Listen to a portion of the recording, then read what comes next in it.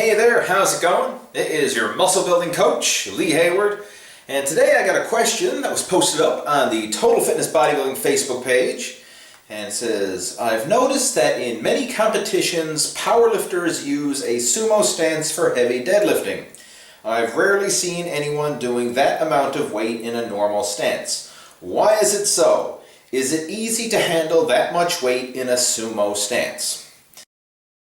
Sumo stance versus conventional deadlifts. And my initial response to your question is you've probably never been to a whole lot of powerlifting meets if you've only seen competitors lift sumo.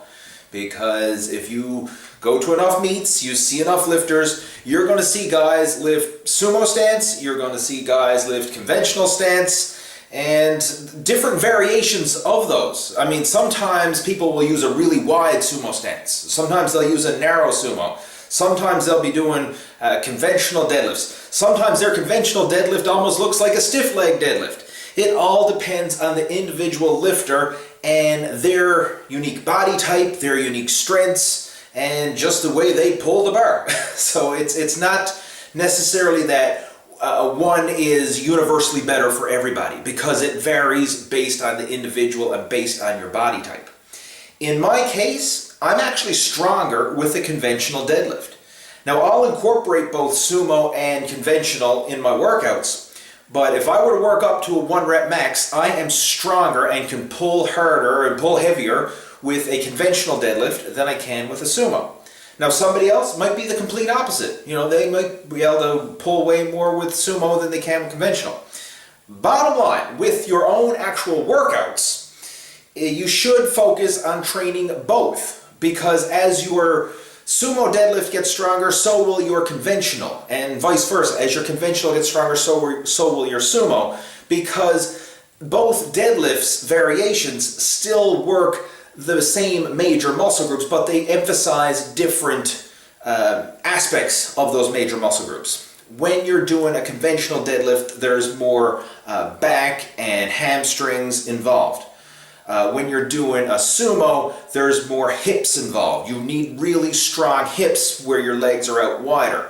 So it's, I mean, your back and your hamstrings and everything else is still coming into play, but it's just different aspects coming into play more so. But bottom line, incorporate both styles of training, or both styles of deadlifting, I should say. Try and build both of them up as strong as you can, and ultimately you'll be a stronger lifter overall because of it.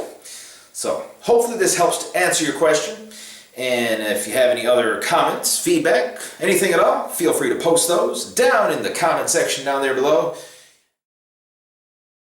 Now, before I conclude this video up, I'm going to demonstrate a sumo deadlift and a conventional deadlift, because I can just visualize somebody is going to type a comment saying, well, what is a sumo deadlift and what is a conventional deadlift? So to answer that comment before it gets posted, I'm going to demonstrate right here on video. Sumo deadlift is when you use a wide stance, aka like a sumo wrestler. So we're going to go wide with the toes pointed out at 45 degrees. We're going to keep the knees out. We're going to squat down to the bar, grab with the hands on the inside of the knees, and we're going to push our feet out while arching our back.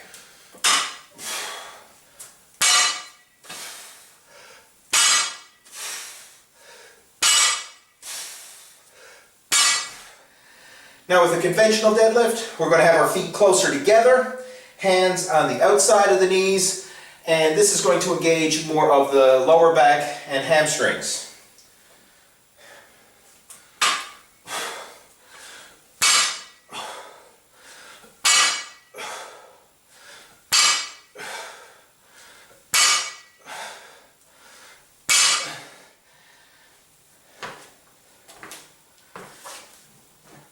And that, my friend, is the difference between a sumo and a conventional deadlift.